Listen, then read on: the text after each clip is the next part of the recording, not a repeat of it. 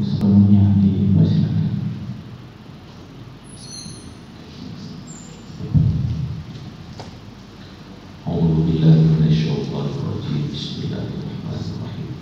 Assalamualaikum warahmatullahi wabarakatuh.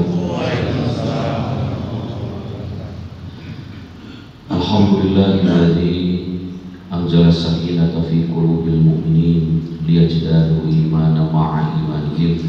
Asyhadu an la ilaha illallah wa asyhadu anna Muhammadar Rasulullah.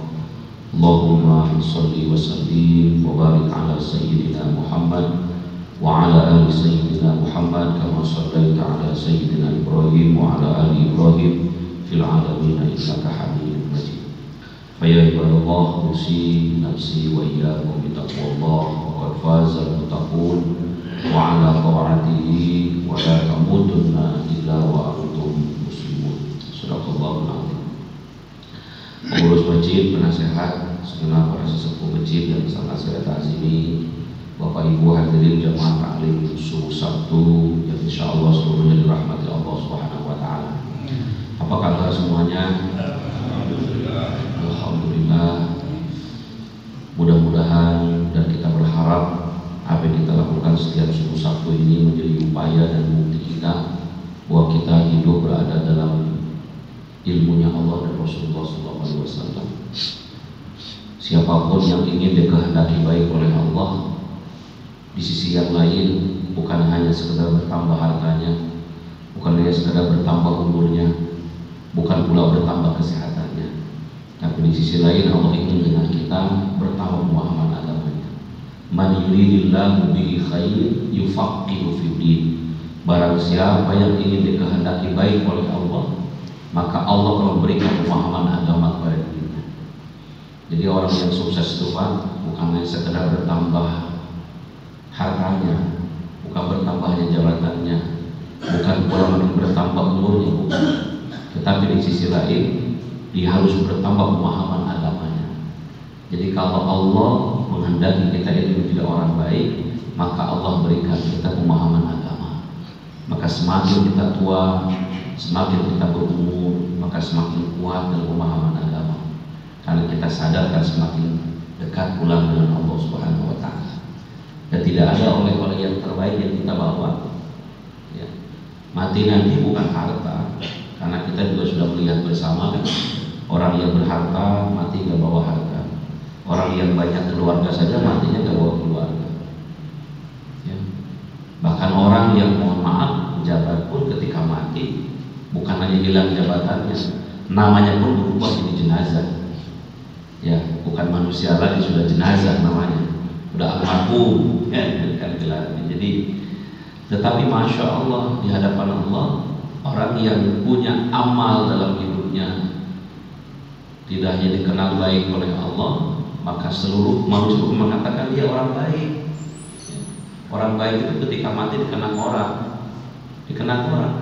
bahkan disebut-sebut orang, bahkan dilupakan orang lain. Yauma wulida wa yauma yamut wa yauma yub'atsu hayya. Salamun, ya. Orang yang baik itu ketika lahirnya dirindukan orang, ketika hidupnya dikangenin orang, ketika matinya orang juga mengingat akan keburukan atau kebaikan-kebaikan.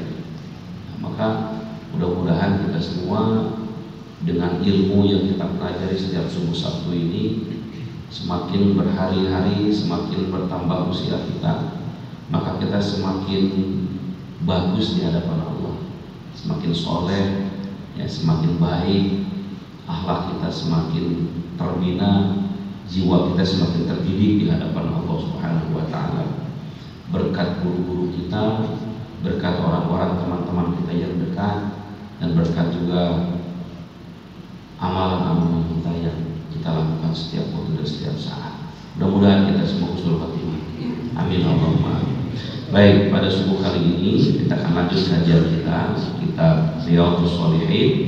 Kita ini masih bicara seputar tentang hak dan kewajiban suami istri.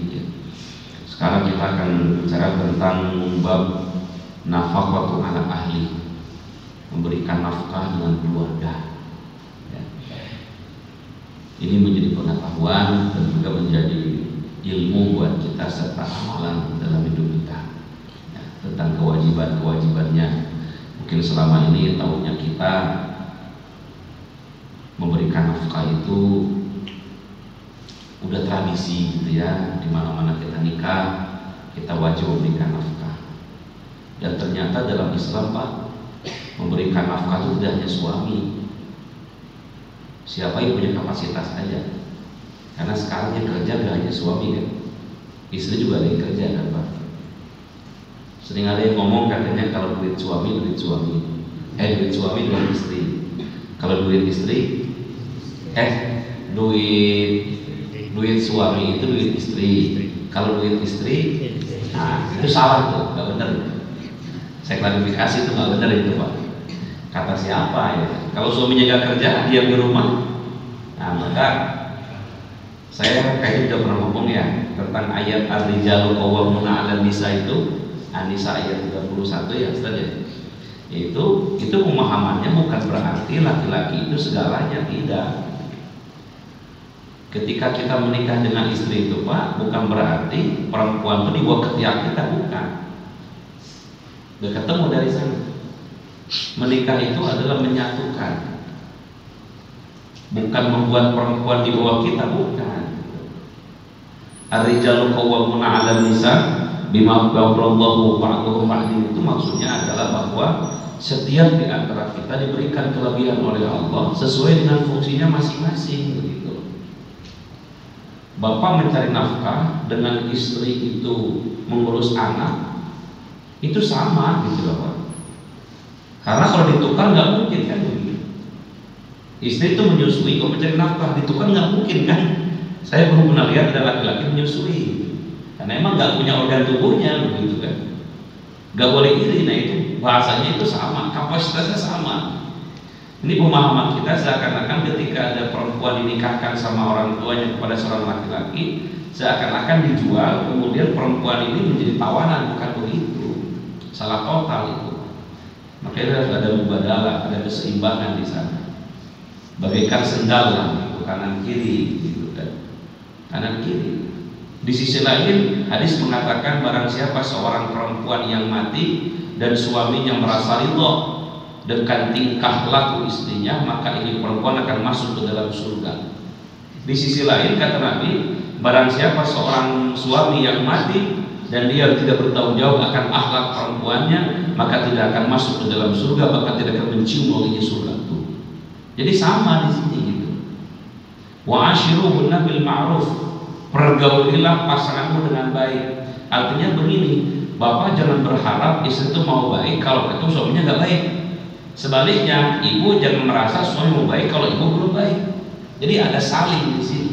Kan disebut dengan mubadalah, ya kan, muasyarah bil ma'ruf. Muasyarah itu ada saling, ada kesalingan, keseimbangan di antara keduanya.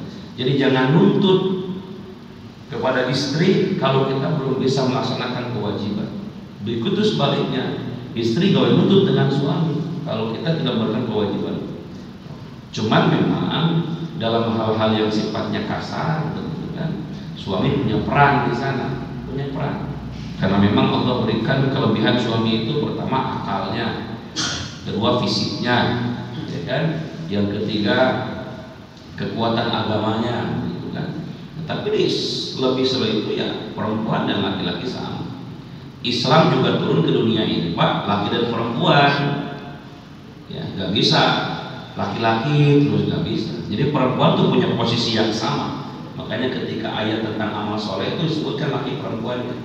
Mana amila sholihan min dzakarin aw unsa. Ketika Allah bicara penciptaan manusia disebutkan laki perempuannya. Ya ayyuhan nas inna khalaqnakum min dzakarin wa unsa. Jadi ini ada kesalingan.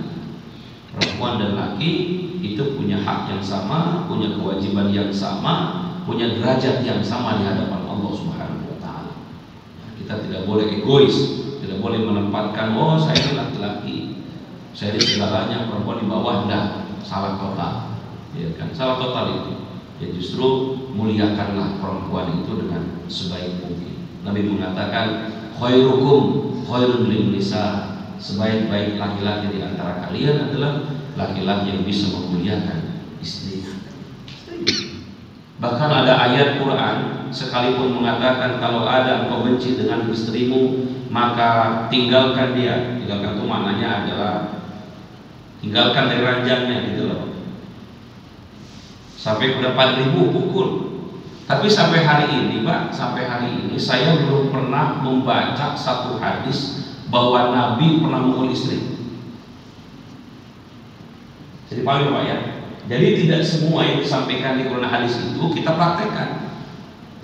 Tidak semua begitu. Ini kadang-kadang kita karena dapat ayat begitu kesal dikit istrinya tinju apa dia, pukul apa dia apa.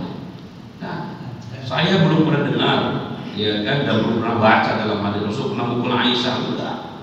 Boro-boro mukul Pak. Ketika bapaknya aja mau mukul, ya kan, ketika Aisyah itu melakukan hal yang tidak baik dengan Rasul, lusuj namanya. Lusuj itu adalah membangkang, melawan, cemburu. Aisyah itu ceritanya gitu loh. Ada istri Rasul yang paling tua namanya Sauda, umurnya Pak, bukan karena pernikahannya. Jadi ketika Rasulullah itu nikah dengan Khadijah wafat, Rasul nikah dengan Sauda, seorang janda yang sudah tua sekali, anaknya banyak. Rasul menikah karena memang dia mendampingi anak-anaknya yatim. Tidak lama kemudian Rasul nikah lagi dengan Aisyah, seorang gadis cantik, putranya Abu Bakar, putrinya Abu Bakar. Tapi Rasulullah itu begitu berimbang, dia mencintai Sauda. Jadi singkat cerita Rasulullah pulang, ya kan, ada Sauda itu karena dia paham melayani suami, Aisyah belum mengerti karena masih kecil kan waktu itu. Nah, tapi cemburunya kuat Aisyah ini Pak. Ketika Sauda menghidangkan satu minuman dengan Rasulullah, singkat cerita Aisyah itu cemburu, dia belakang ke belakang, kemudian dia itulah, dia lemparin piring begitu kan, begitu wah cemberut gitu kan, ngoceh-ngoceh begitu kan. Nah kemudian kedengar sama Sauda, kedengar sama Rasulullah. Aisyah juga manusia biasa Pak, perempuan biasa, ya kan, artinya punya rasa cemburu gitu kan, walaupun di sisi lain banyak kemuliaan dan kecerdasan. Rasulullah ke dapur, dia nanya, wahai Aisyah kenapa? Akhirnya Aisyah gak banyak cerita, tiba-tiba ngomong gini aja, anterin aku pulang kan? Anterin aku pulang ke rumah bapakku. Maksudnya Pak, anterin ke rumah Abu Bakar gitu. Intinya cemburu gitu, marah. Kenapa kata Rasulullah? Ya udah anterin aja. Rasulullah tuh gak pernah tanya lagi. Sudah dianterin sama Rasulullah tuh, dianterin. Kalau mungkin dia merasa nanti dianterin, ya kan, sampai ke rumahnya, ketuk pintunya, assalamualaikum. Dibuka, kaget Abu Bakar itu kan, ada Rasulullah. Abu Bakar itu sekalipun dia mantunya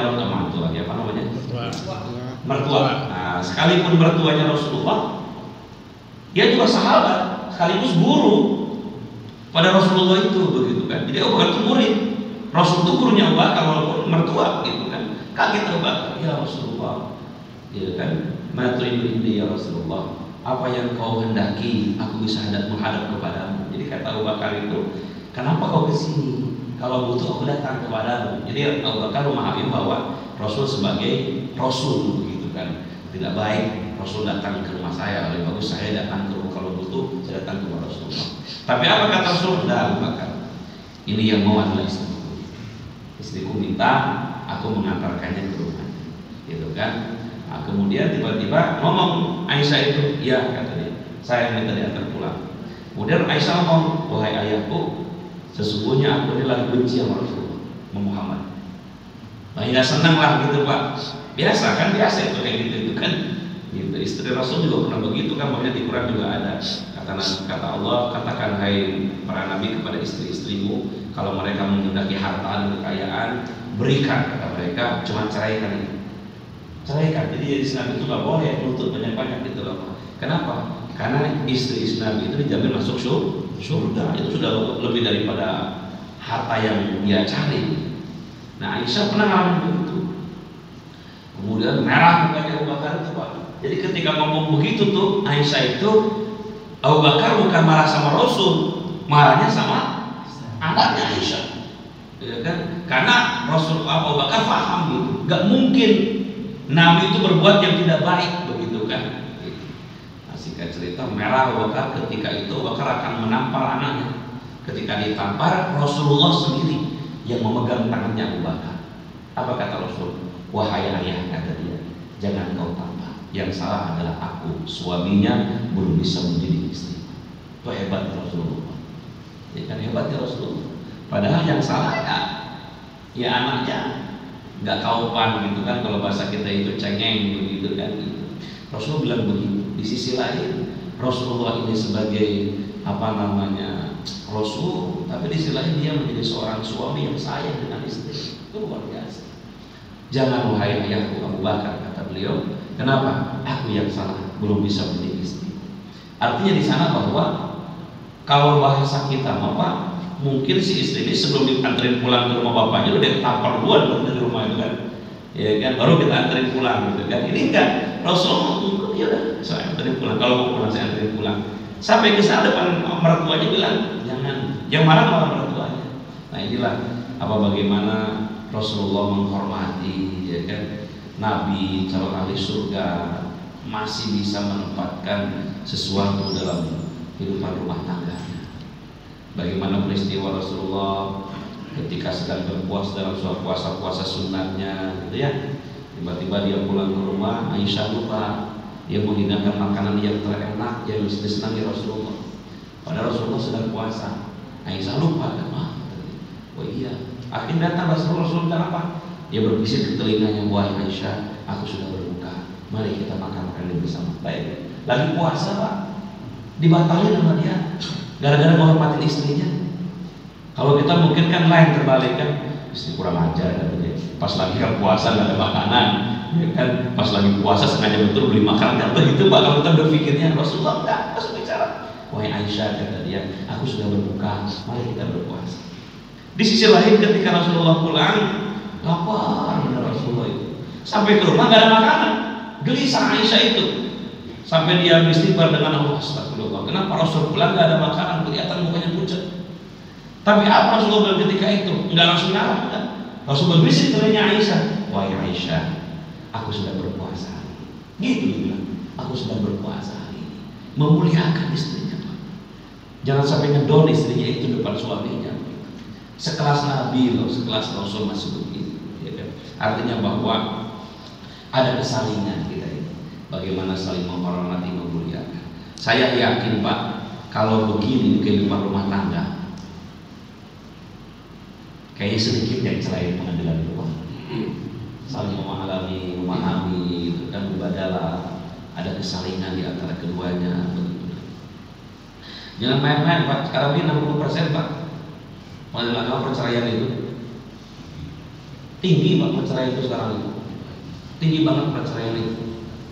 Jadi memang satu sisi mungkin boleh jadi karena ya, pemahaman rumah tangga memang ini gak ada fakultasnya sih, gak ada jurusannya gitu. Mata kuliahnya ada Pak, mata kuliah munakahat, tapi cuma teori doang gitu. Itu tinggi loh Pak perceraian di sekarang ini, karena tadi itu mungkin kan pemahaman keilmuan yang kurang kurang. Belum lagi peristiwa-peristiwa yang dahsyat. Bahkan mohon maaf gitu Pak, sekelas orang yang punya gelar akademik tinggi pun kadang-kadang belum mampu menyelesaikan persoalan rumah tangganya. Betul Pak, profesor doktor itu banyak yang cerai juga Pak. Tidak mampu mengelola rumah tangganya. Gitu. Maka tidak ada jaminan gitu kan bisa menyelesaikan semua itu. Baik, kita akan baca sekarang di beberapa hadis Rasul ini tentang nafkah, ya, berapa nafkah yang diberikan oleh suami kepada istri dan bagaimana kewajiban suami kepada istri. Ya, mudah-mudahan nambah ilmu buat kita ya. Pertama berangkat di surat Al-Baqarah ayat 233. A'udzubillahi minasyaitonir rajim. Wal walidatu yurdi'na auladahunna haulaini kamilain liman arada an yutimma ar-radha'ah wa 'alal mauludi lahu rizquhunna wa kiswatuhunna bil ma'ruf la tukallafu nafsun illa wus'aha la tudarra walidatun bi waladiha wa la mauludun lahu bi waladihi. Ini bagus ayatnya nih. Ini tentang ayat tentang pernikahan ya, ayat tentang kehidupan rumah tangga. Ini panjang kan, semuanya banyak Pak, dari mulai ayat 220 sampai 240 itu bicara masalah rumah tangga, pernikahan. Wal walidatu yurdi'na, wal walidah, dan seorang ibu. Kalau dalam tafsir awal itu ibu yang diceraikan, Pak. Jadi suami istri punya anak cerai. Nah, maka seorang ibu yurdina auladahunna haulaini kamilain, diminta oleh Allah untuk menyusui anaknya disempurnakan selama 2 tahun. Hendaklah seorang ibu yang dicerai kalau ingin menyempurnakan penyusuan kepada anaknya susui selama 2 tahun. Ini anjuran, Pak, bukan perintah. Jadi jangan punya anggapan ketika ada istri ibu tidak mau menyusui seakan-akan dosa enggak. Makanya boleh kan, Pak, disusukan sama orang lain. Boleh. Rasulullah itu disusukan sama orang lain, sama Suwaibah al-Aslamiyah, ya, karena memang ibunya gak keluar ya susunya, kemudian disusukan kepada orang lain. Gitu kan. Bisa aja kan, mungkin bapaknya gak mau anaknya disusuin, anaknya nyusul sama ibunya kasih ke orang, karena mungkin ibunya punya bapaknya, gitu kan, gak mau gitu kan. Ya boleh, gak menjadi masalah. Jadi ini anjuran, bukan perintah, Pak. Jangan punya anggapan ketika ada seorang ibu tidak menyusui anaknya berdosa, enggak. Ya, karena ini anjuran. Wal walidatu, tapi lebih baik, ya kan, lebih baik, ya kan, susui anak itu sesuai dengan ibu kandungnya, biar daging darahnya itu dari ibunya. Dan biasanya keluar yang susu itu ketika melahirkan, kan, karena memang sudah sesuai dengan program yang melahirkan seorang ibu itu pasti dia keluar yang susu. Wal walidatu yurdina auladahunna haulaini kamilain. Hendaklah seorang ibu, ya kan, yang mau menyusui anaknya sempurnakan selama 2 tahun lamanya, 2 tahun. Lebih boleh enggak? Dalam beberapa riwayat boleh lebih, tapi jangan sampai anak sudah tumbuh gigi. Dalam riwayat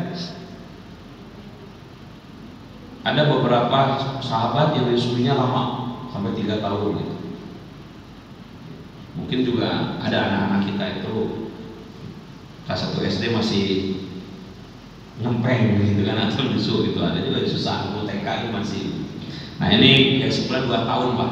Nah 2 tahun haulaini kamilain, sempurnakan. 2 tahun itu hitungannya hijriah, Pak, bukan masehi ya. Jadi ingatin sama anak-anak kita hijriah. Jadi istri itu kalau lahir diingetin tahun hijriahnya gitu. Jangan tahun masehinya, tahun hijriahnya. Selama ini kan tahunnya kita masehinya. Nah, berapa lahirnya? 12 Agustus, harusnya jangan Agustusnya gitu, hijriahnya. Karena hitungan hijriah dan masehi itu berbeda. Lebih cepat hijriah dibanding masehi. Liman arada ayyutimma radha'ah, siapapun yang ingin menyempurnakan penyusuannya. Wa 'alal mauludi lahu rizquhunna wa kiswatuhunna bil ma'ruf. Nah, ini yang menjadi poin ayatnya. Wa 'alal mauludi, dan atas seorang ayah, lahu, atas anak itu, rizquhunna wa kiswatuhunna bil ma'ruf, hendaklah memberikan rezeki kepada istri atau ibunya, wa kiswatuhunna bil ma'ruf, dalam beban dengan cara yang baik. Jadi kewajiban laki itu, Pak, sekalipun sudah cerai dengan istrinya, kalau dia punya anak yang sedang disusuinya, maka dia punya kewajiban memberikan nafkah kepada anak dan istri itu. Apalagi yang belum bercerai. Kan biasanya kalau orang tuh bercerai, Pak, memang di perjanjian pengadilan laki-laki akan memberikan nafkah, kan? Tapi yang dalam prakteknya enggak, udah. Kalau anak diambil ibunya itu udah cerai sudah, kadang-kadang laki nggak perlu lagi gitu. Bahkan kalaupun mau cuma ngasih susu buat anaknya saja, ibunya dibiarkan begitu. Hitungannya harusnya gitu. Walaupun sudah bercerai, ini ada kewajiban seorang laki-laki yang sudah cerai pun masih memberikan nafkah kepada perempuan itu. Kenapa? Karena dia masih membiayai anak itu. Wa 'alal mauludi lahu rizquhunna wa kiswatuhunna bil ma'ruf. Hendaklah seorang suami memberikan rezeki, memberikan tanggung jawab kepada anak itu dan kepada ibu yang menyusuinya itu. Bil ma'ruf, dengan cara yang baik. Maksudnya adalah bahwa ya sempurna. La tukallafu nafsun illa wus'aha. Allah akan memberikan beban sesuai dengan kemampuannya. La tudarra walidatun bi waladiha wala mauludun lahu li waladihi. Tidak la tudarra, tidak boleh menjadi beban walidatun seorang ibu biwaladiha dalam mengurus anaknya, wala mauludun lahu begitupun seorang ayah biwaladiha dengan anaknya. Jadi begini maksudnya itu, jangan berat sebelah, jangan ibu ditekan habis, ayahnya semua mau, atau sebaliknya, jangan ayahnya yang ditekan habis, ibunya semua mau, enggak. Jadi dua-duanya punya peran dalam didik anak itu. Nah, balik lagi ini kepada kesalinan tadi itu, Pak. Ya, laki perempuan punya hak yang sama untuk mendidik anak. Ya, selama ini kita ini kalau anak masih kecil diserahkan kepada ibu. Ya, karena kita mungkin keluar untuk mencari nafkah. Oke, perannya berbagi, tapi kesusahannya harus bersama-sama. La tudara bisa disebutkan. Jangan jadi beban salah satu di antara keduanya. Harus bareng-bareng. Mendidik itu bareng-bareng, membesarkan juga bareng-bareng. Karena buatnya juga bareng-bareng. Ya kan? Jangan sampai buatnya itu bareng-bareng dan didiknya masing-masing, itu nggak bisa. Jadi ada keseimbangan di sana. Nah, kalau di ayat ini, kalau berbagi peran, istri yang ngurusin anak dalam bentuk fisik, suami mengurusi dalam bentuk batin, maksudnya itu ya nafkah. Ya kan? Karena kan nggak mungkin saya bilang tadi seorang perempuan misalnya untuk bekerja di saat dia melahirkan, apalagi sudah nifaskan gitu, maka posisi suami lah menutupi. Tapi kalau dalam perkembangannya setelah dia melahirkan ternyata seorang istri itu bekerja mencari nafkah, tapi suami di rumah ya mau nggak mau tukar gitu loh, tukar. Istri yang kerja, suami yang di rumah. Berarti suami yang ngurusin anak, suami yang nyuci, suami yang masak, ditukar boleh. Ya, jadi tidak ada perbedaan. Cuman mungkin bicaranya harga diri aja mungkin, Pak. Ya kan, nah lagi-lagi ego. Tapi kalau dalam Islam tidak ada pembatasan. Suami istri ya kan selama dia punya kemampuan, dia punya hak yang sama untuk melakukan apa yang dia berbuat. Kalau begitu Pak, aman itu. Adil maksudnya gitu kan. Cuman kan kadang-kadang kita bicaranya ya tadi itu, ya kan, suami nggak punya kerjaan, dia di rumah, nyuci nggak mau, masak nggak mau, istri yang kerja, istri yang pulang ke rumah, nah itu yang repot itu. Artinya nggak ketemu nanti, cerai itu ujungnya. Nah, saya ada mubadalah tadi itu, begitu kan, tidak ada kesamaan. Dalam ayat ini juga kewajiban ayah bagi seorang anak ialah menafkahi ibu anak tersebut serta pakaiannya. Ya, secara tersurat atau secara tersurat dalam ayat ini bahwa ayah yang punya peran lebih banyak memberikan nafkah.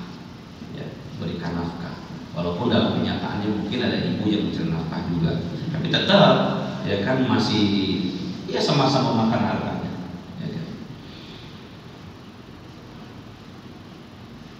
Baik ibu anak itu masih di dalam kekuasaannya atau dalam ikatan nikah atau telah dicerai dengan baik. Jadi walaupun sudah dicerai, kalau si ibu itu masih nanggung anak yang masih bayi gitu, maka wajib memberikan nafkah kepada si ibu itu. Tapi kasus lain Pak, ketika si ibu sudah punya suami lagi, di pengadilan juga sama Pak. Pengadilan itu kalau kita gugat itu misalnya kan biasanya kalau orang bercerai itu si ibu meminta kepada hakim agar mantan suaminya itu memberikan nafkah sampai besar anaknya itu Pak ya. Kemudian suami mengiyakan sesuai kemampuan dia. Nah itu kan termasuk ibu-ibu. Setelah 4 bulan 5 bulan berikutnya ini si ibu dikalangi. Mereka kan punya suami. Nah itu gimana tuh Ustaz? Gimana Pak Hakim tuh? Sudah ada tanggung jawab. Nah dalam beberapa riwayat, jadi si ibu ini dapat 2 kali. Pertama dapat dari suami yang kedua, karena memang istrinya. Yang kedua dia masih punya hak dari suami sebelumnya. Tinggal memang ya lagi-lagi bicaranya perasaan gitu. Tapi kadang-kadang kenyataannya nggak ada udah. Kalau udah punya laki lagi selesai dari nafkahi laki. Padahal sebetulnya mantan istri itu Pak masih punya kewajiban dari diberikan nafkah oleh kita. Diberikan nafkah. Apalagi anaknya belum dewasa. Minimal untuk membantu membesarkan anak itu. Sedangkan nominal harta atau nafkah sesuai dengan adat kebiasaan yang berlaku bagi perempuan di daerahnya. Jadi maksudnya Islam tidak pernah menyampaikan berapa sih jumlah nafkah kepada istri, tidak. Sesuai dengan kebutuhan saja Pak dan kemampuan seorang suami. Makanya tidak boleh kan menuntut lebih, sesuai kemampuan, disyukuri saja. Tidak berlebihan dan juga tidak kikir dengan sekedar kemampuannya. Di ayat yang lain Allah menyampaikan Quran, liyunfik dzu sa'atin, surat At-Talaq ayat 7. Liyunfik dzu sa'atin min sa'atihi wa man qudira 'alaihi rizquhu falyunfik mimma ataahu Allah, la yukallifullahu nafsan illa ma ataaha. Hendaklah orang yang mempunyai keluasan harta min sa'atihi, wa man qudira 'alaihi rizquhu, atau orang yang memang terbatas kemampuannya, falyunfik, memberikanlah nafkah kepada keluarganya, mimma ataahu Allah, sesuai dengan apa yang Allah berikan kepadanya. La yukallifullahu nafsan illa ma ataaha. Allah tidak membebani seseorang sudah yang diberikannya. Di sini juga ada sikap pertama, seorang suami memberikan sekemampuan atau semaksimal mungkin lah kepada istrinya. Yang kedua, istri harus menerima apa yang diberikan oleh suami. Nah, ini ada kesalingan lagi di sini gitu kan. Jadi suami ini punya kewajiban memberikan nafkah semaksimal mungkin, Pak. Ya, semaksimal mungkin. Dan istri harus menerima apapun yang diberikan oleh suami. Sikapnya dari sana. Dan ternyata wa ma anfaqtum min syai'in fa huwa yukhlifu. Surat Saba ayat 39. Wa ma anfaqtum, dan apa saja yang dinafkahkan oleh kalian min syai'in, dari sesuatu, fa huwa yukhlifu, maka Allah akan menggantinya. Jadi gak usah khawatir Pak, nafkah yang diberikan kepada istri itu berkah sekali. Berkah sekali. Ya. Dan bahkan akan bertambah gitu, bertambah. Jangan pelit, jangan pelit istri itu gitu kan. Nah, ini kan kadang-kadang kita apa ya bahasanya itu, kasih ke istri tapi kita masih sayang ngasih, tapi kalau istri belanja itu dimarahin sama kita, kan ada juga begitu kan. Ngasih mah iya duitnya toh, tapi kalau dipakai simut suaminya itu gitu. Itu ya nggak boleh itu.